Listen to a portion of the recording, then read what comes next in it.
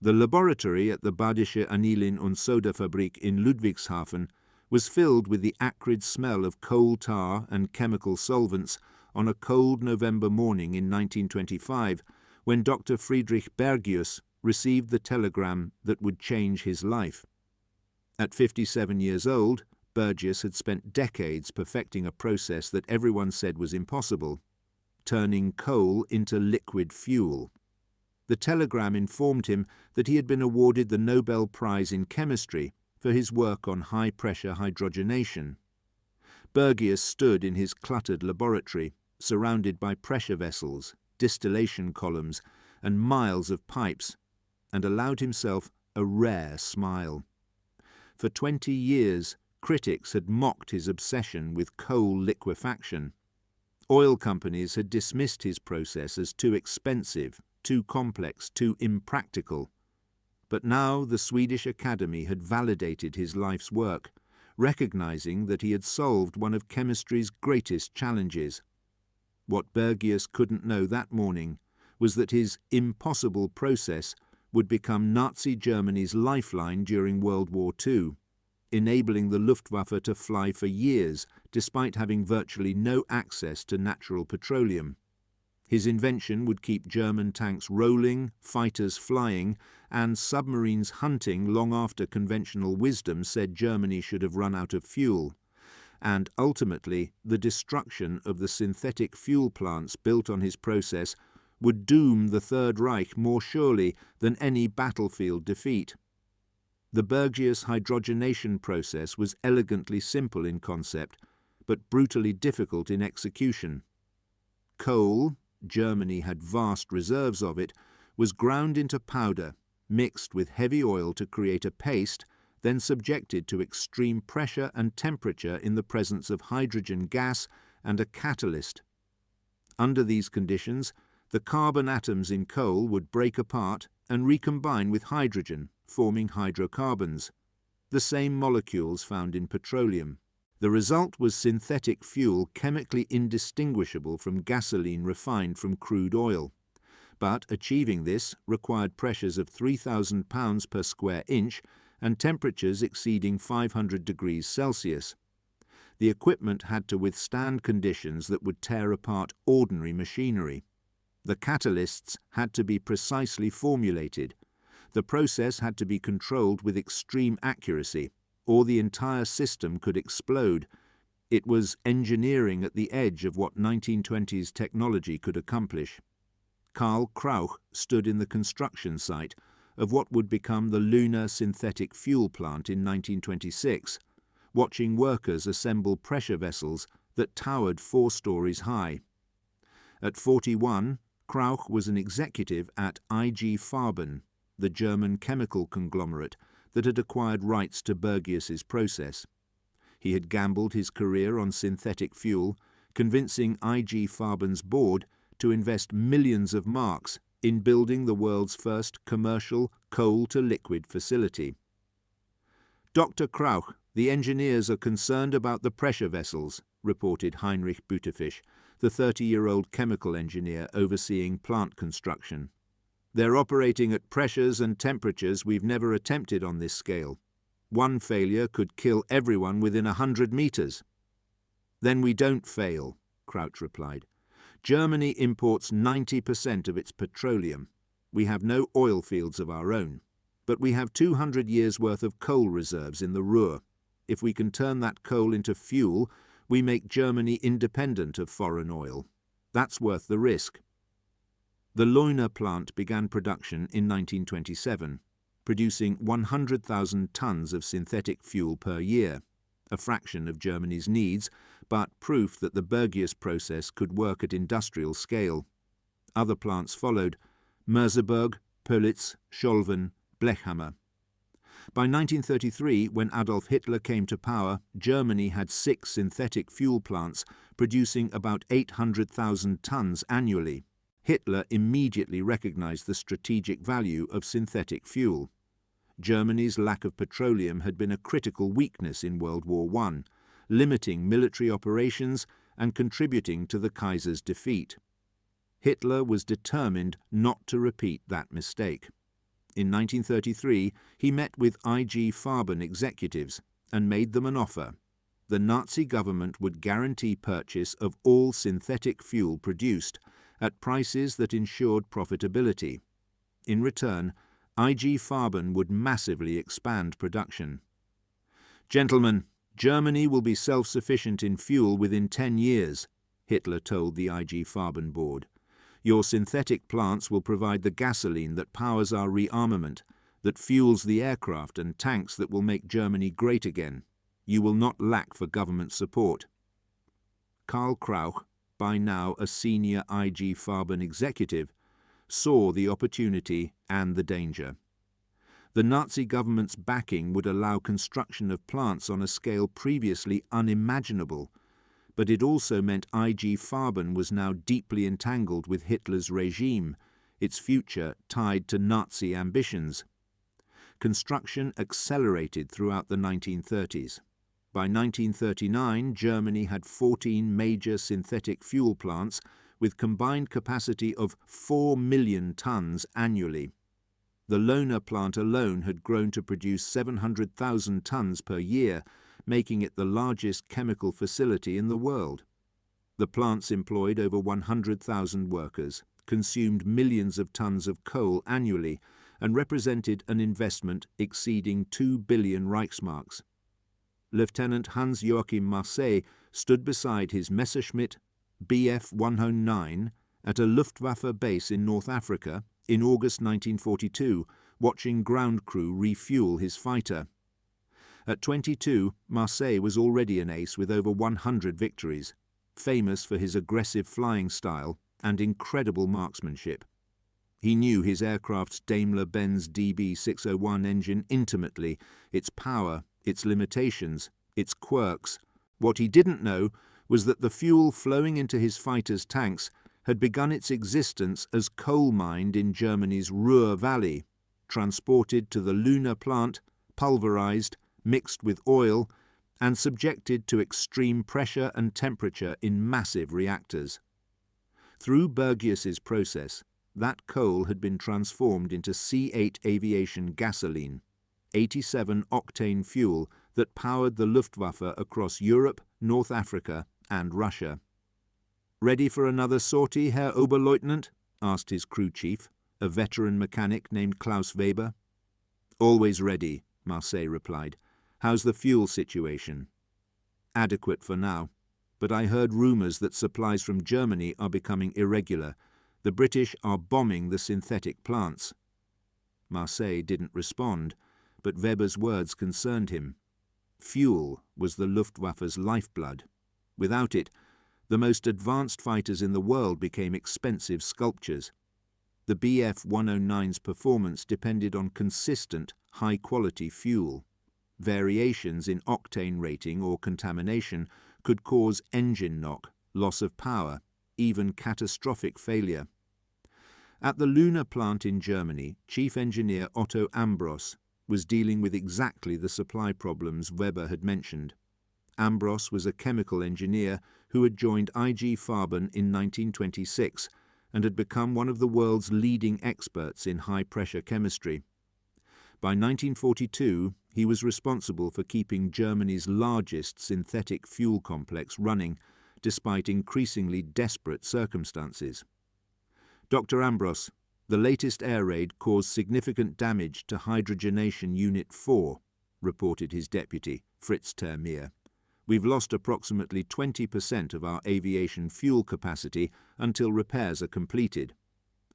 Ambros studied the damage reports with growing frustration. The RAF had begun systematically targeting synthetic fuel plants in 1940, but the attacks had been sporadic and poorly coordinated. That was changing.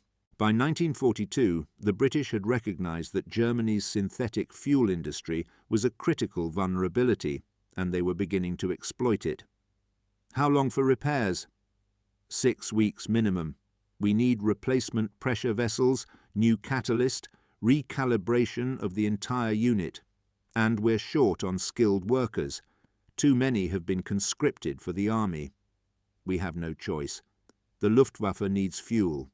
The panzer divisions need fuel. The submarines need fuel. Germany runs on what we produce here. Work around the clock if necessary. The pressure on synthetic fuel production intensified as the war expanded. Operation Barbarossa, the invasion of the Soviet Union in June 1941, consumed fuel at rates the planners had never anticipated. Hitler had expected a quick victory, with captured Soviet oil fields at Baku providing Germany with natural petroleum. Instead, the campaign bogged down into a war of attrition that consumed 10,000 tons of fuel daily, while Baku remained tantalizingly out of reach. By January 1942, Germany's fuel reserves had dropped from 219 million gallons to just 91 million gallons. The synthetic plants were running at maximum capacity, but they couldn't keep pace with military consumption. Something had to give. Captain Werner Mulders commanded a panzer battalion in Russia during the winter of 1941-42, and fuel shortages were becoming a nightmare. His unit's Tiger and Panther tanks were technological marvels, superior to anything the Soviets fielded. But they were also fuel-hungry monsters, consuming 300 litres per 100 kilometres off-road. When fuel ran short, these magnificent machines became immobile bunkers. "Captain, we've received our fuel allocation for the month," reported his supply officer, Lieutenant Carl Schmidt. "It's 30% below what we requested." 30%? Mulders was incredulous. "How are we supposed to conduct offensive operations with 30% less fuel?" "We're not, sir. The order is to conserve fuel, limit movement to essential operations only, prioritize defensive positions." This was the hidden crisis of Germany's war effort. The synthetic fuel plants were producing at maximum capacity. By 1943, they would reach 6.6 million tons annually, far exceeding the 1939 production level. But military consumption was growing even faster. The Luftwaffe alone consumed 2 million tons annually by 1943. The German war machine's appetite for fuel was insatiable, and synthetic production, however impressive, couldn't satisfy it. Moreover, there was a quality problem that Germany's enemies had exploited ruthlessly. While German synthetic fuel was chemically identical to petroleum-based gasoline for most purposes, producing high-octane aviation fuel proved extraordinarily difficult and expensive through the Bergius process.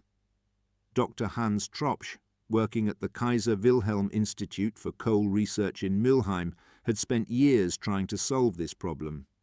Tropsch had co-developed the Fischer-Tropsch process, an alternative to Bergius hydrogenation that produced excellent diesel fuel but struggled with aviation gasoline. By 1943, he was desperately trying to find a way to boost octane ratings above 87 without making the fuel prohibitively expensive. "The Americans and British are flying with 100-octane fuel," Tropsch explained to a gathering of Luftwaffe technical officers in early 1943. "Their engines can operate at higher compression ratios, producing more power. Their fighters are 15% faster than ours, climb higher, have longer range. We're giving them a fundamental performance advantage." "Can we produce 100-octane fuel through hydrogenation?" asked a Luftwaffe colonel. "Yes, but it requires additional processing steps, more complex catalysts, higher pressures and temperatures. The cost would be approximately 3 times that of our current C8 fuel, and we'd need to modify our plants extensively. Given current production constraints—" "In other words, no," the colonel interrupted. "We can't afford it and don't have time to implement it." "Correct." This was Germany's catch-22. The synthetic fuel plants were technological marvels, but they were producing yesterday's fuel to power today's aircraft against tomorrow's enemies. British and American fighters powered by 100-octane fuel could outperform German aircraft using 87-octane synthetic fuel. The Luftwaffe tried to compensate through better pilot training, superior tactics, and advanced aircraft designs, but the fundamental disadvantage remained. By mid-1944, the strategic situation had become catastrophic for Germany's fuel industry. The Allies had finally recognized that synthetic fuel plants were Germany's Achilles heel and had made them a priority target for strategic bombing. Colonel Karl Spaatz stood in the operations room of the US Strategic Air Forces in Europe headquarters in March 1944, studying reconnaissance photographs of German synthetic fuel plants. At 53, Spaatz commanded all American strategic bombing operations in Europe, controlling thousands of heavy bombers capable of devastating any target within range. "Gentlemen, we've been hitting ball-bearing factories, aircraft plants, and transportation nodes for 2 years, Spaatz told his staff. "We've done damage, but Germany keeps fighting. I believe we've been attacking the wrong targets. The synthetic fuel industry is Germany's jugular vein. Without fuel, their tanks don't move, their planes don't fly. Their entire war machine stops." "Sir, the synthetic plants are heavily defended," objected a planning officer. "The lunar plant alone has over 200 anti-aircraft guns and is protected by fighter bases. We'll take heavy losses." "Then we take heavy losses.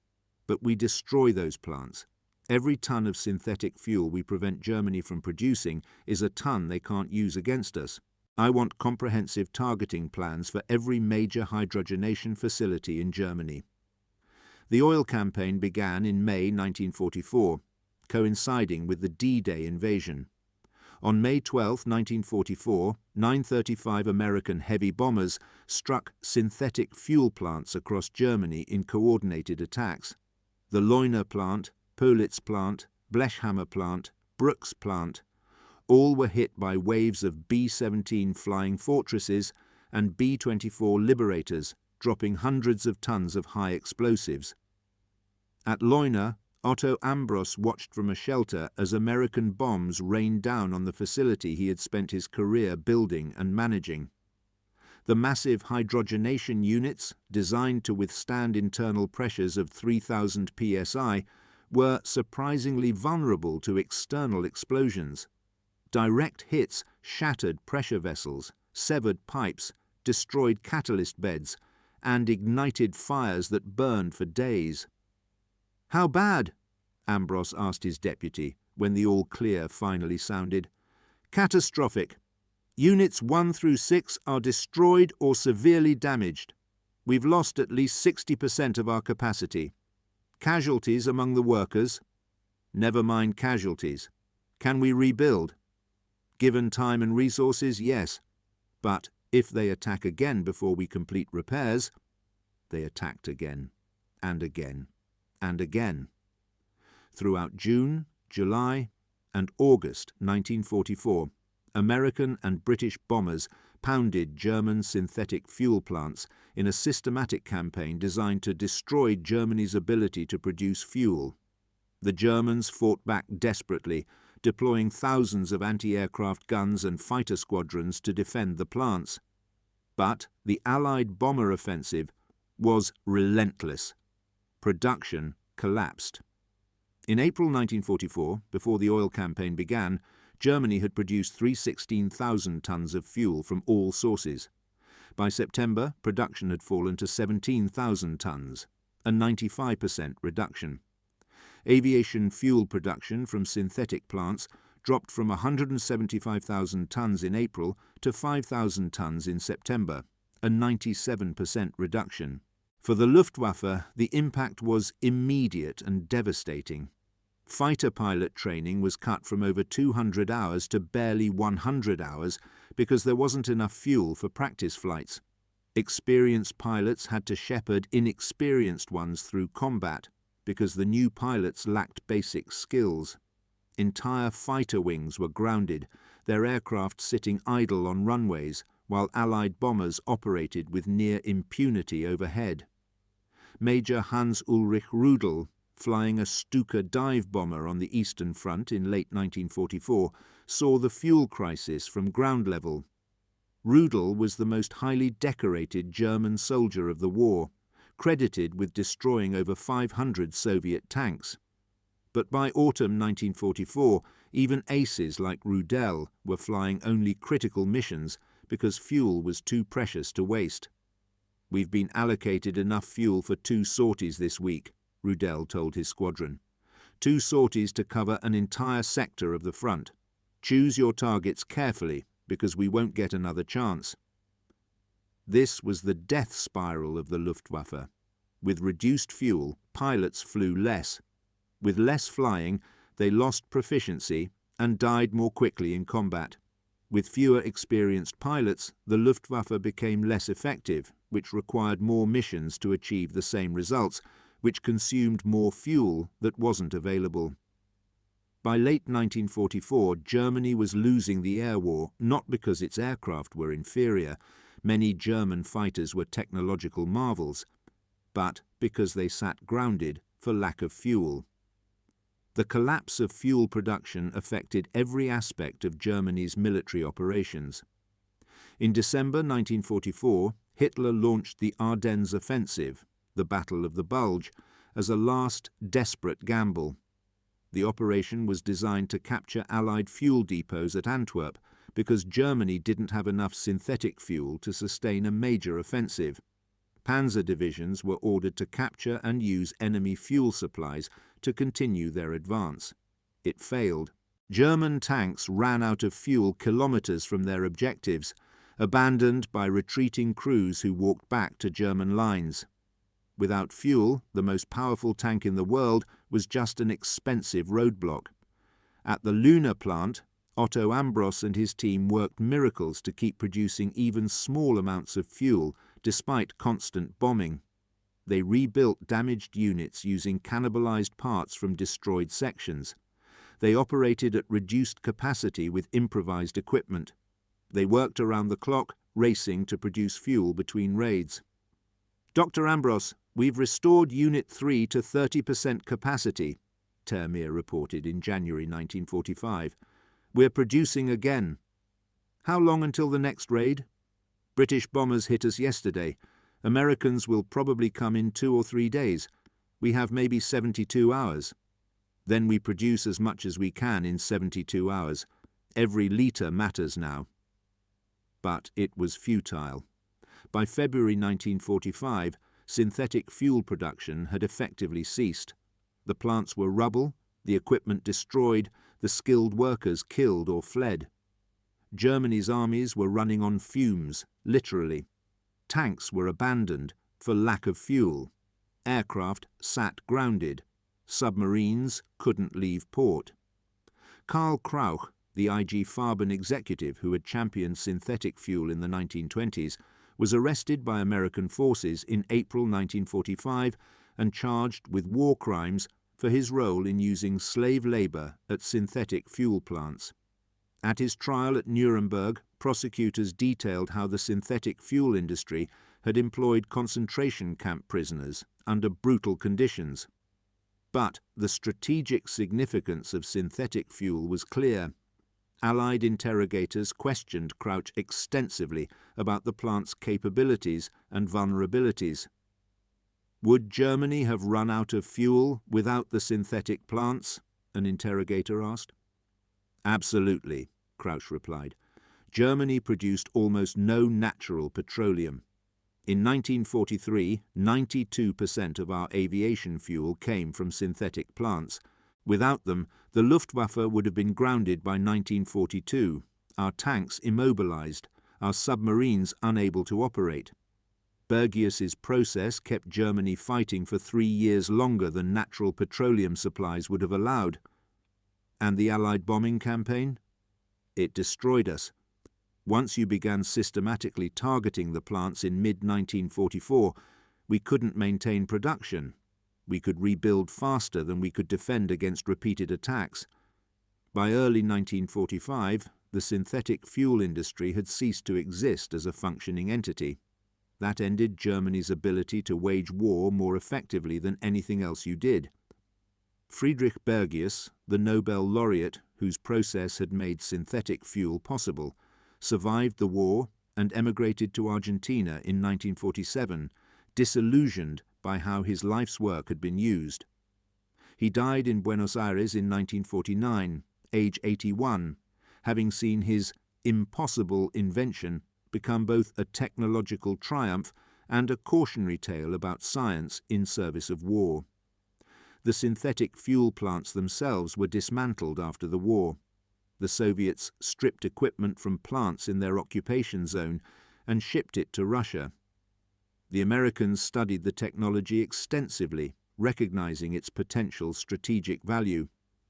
The knowledge and techniques developed by German chemical engineers during the war would influence petroleum chemistry for decades, but the human cost was staggering. Over 30,000 forced laborers died building and operating synthetic fuel plants under barbaric conditions. Thousands of Allied airmen were killed attacking the plants. Tens of thousands of German workers and civilians died in the raids. The environmental damage was immense. Entire regions were contaminated by chemical waste that remained toxic for decades. And in the end, synthetic fuel hadn't saved Germany. It had prolonged the war, yes, increased suffering, yes, but ultimate defeat had been inevitable. The mathematical reality was inescapable. Germany was producing 6 million tons of fuel annually at peak capacity in 1943. The Allies were producing over 200 million tons. German synthetic fuel was a technological marvel, but it couldn't overcome a 15-to-1 disadvantage in total production. The legacy of Germany's synthetic fuel program is complex. On one hand, it represented an extraordinary achievement in chemical engineering, turning coal into liquid fuel on an industrial scale, powering an entire nation's military machine from a resource everyone said was unsuitable. Bergius's process worked. It kept Germany fighting years longer than access to natural resources alone would have allowed. On the other hand, it demonstrated the futility of technology divorced from strategic reality. Germany could produce synthetic fuel, but not enough to match Allied production. It could fuel its military, but not adequately.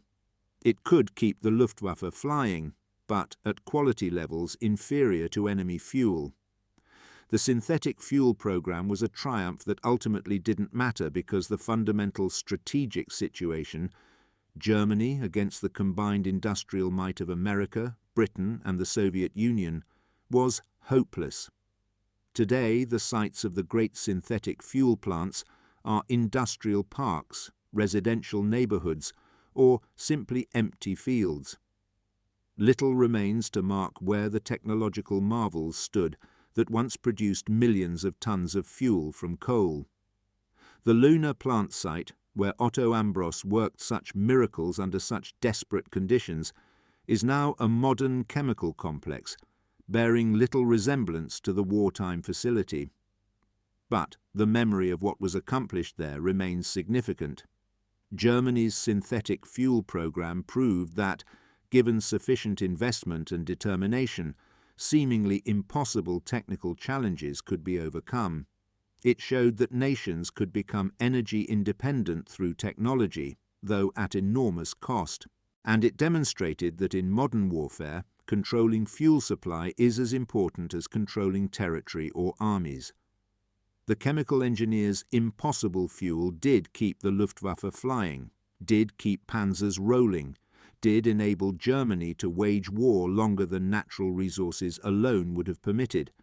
But in the end, it couldn't overcome the strategic disadvantages, couldn't produce enough high-quality fuel, couldn't survive determined attack by enemies with superior numbers and resources. Friedrich Bergius had solved the technical challenge of turning coal into liquid fuel, but he, Otto Ambros, Karl Krauch, and thousands of other engineers and workers couldn't solve the strategic challenge of winning a war against overwhelming odds. Their synthetic fuel was a marvel, but miracles aren't enough when the fundamental mathematics of production, consumption, and destruction work against you. That was the paradox and tragedy of Germany's synthetic fuel program, a technical triumph that prolonged a war that couldn't be won, that kept aircraft flying toward inevitable defeat, that demonstrated both the power and limitations of technology in warfare. The impossible fuel that powered the Luftwaffe was real. The impossible victory it was meant to enable was not.